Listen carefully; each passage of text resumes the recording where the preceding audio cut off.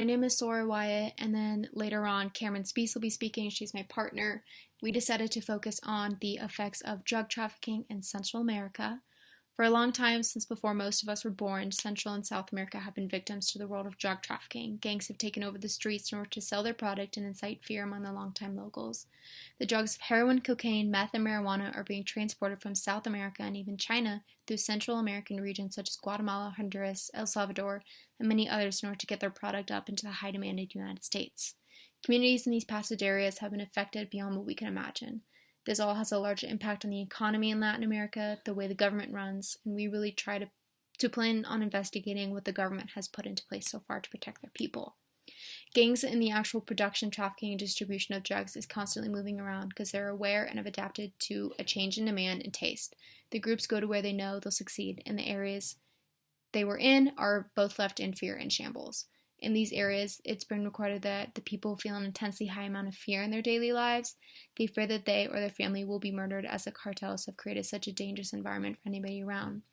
Locals have resorted to trying their best to go on with their daily lives to avoid any possible dangerous situations, especially those who have already been victims of past crimes.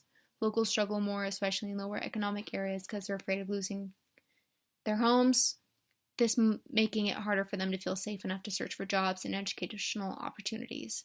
People living in these affected areas tend to have an increased thought of migration. They imagine, and sometimes even go through with fleeing their hometowns. This, in majority, is due to dangerous violent conditions and the low opportunities they face. They go up to Mexico and sometimes the U.S. if they're able to. And the world of drug trafficking is not just Central America that's involved. It's the U.S., Southeast Asia, and northwestern parts of Europe. The EU has done a good job of trying to get ahead of the game, so to say, by creating policies and being able to identify over 700 new substances as of 2017. They're even working with other countries along the popular routes to combat this dangerous trade. In Southeast Asia, the Golden Triangle is one of the leading producing regions of narcotics in the world. They particularly make a large amount of opium, which is later converted into heroin.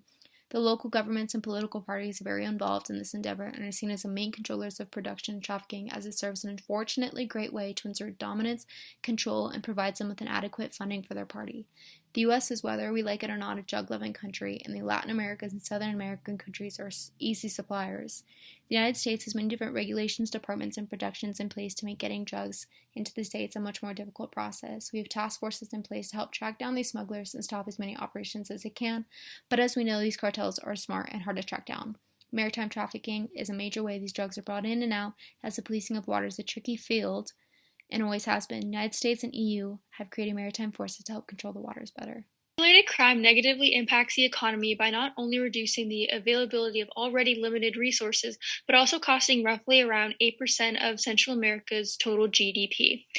It also fuels deforestation in protected tropical forests and national parks across Central America, causing substantial economic losses. These traffickers cut down trees to build transportation networks that ship cocaine and other illegal drugs, and are further encroaching into more remote forest areas to evade anti-narcotic operations. This environmental degradation leads to an annual loss of approximately $215 million in natural and cultural resources along these protected areas.